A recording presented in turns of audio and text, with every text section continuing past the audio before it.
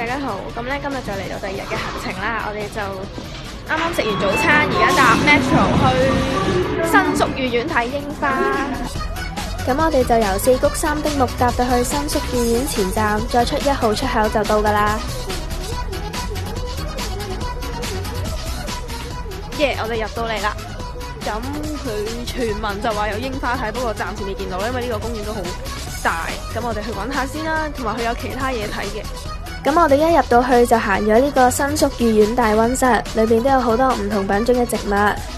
不過我哋嚟呢度最主要嘅目的就係睇櫻花，所以行咗陣就去咗搵櫻花樹啦。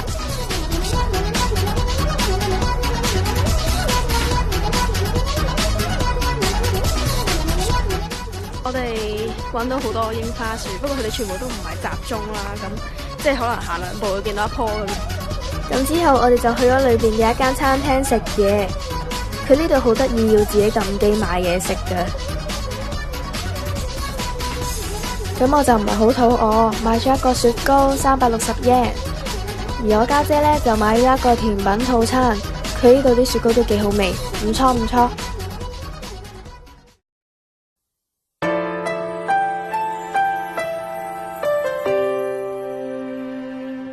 我哋咧就而家去食夜晚飯，之後就會出發去東京鐵塔。話口未完，我哋就改咗行程，決定食完飯去睇晴空塔先。呢家我哋食飽飯就搭車去晴空塔，就影相拍相。咁如果有時間再去東京鐵塔咯，不過而家都好夜，差唔多8點啦呢度。我哋就由四谷三丁目搭車到鴨上站。我哋終於嚟到呢個鴨上站，而家真係揾個晴空塔。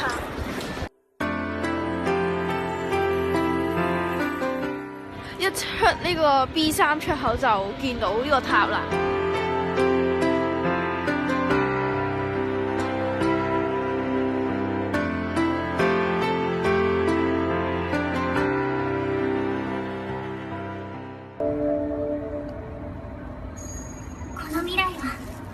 私が決める劇場版教会の彼方。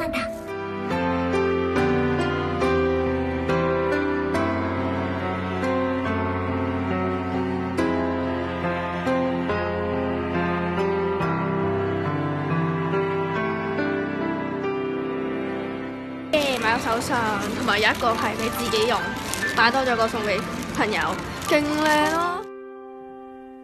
買完嘢之後，我哋就返酒店啦。今集係咁多先啦，如果你鍾意呢條片嘅話，記得俾個 like啊！下集見。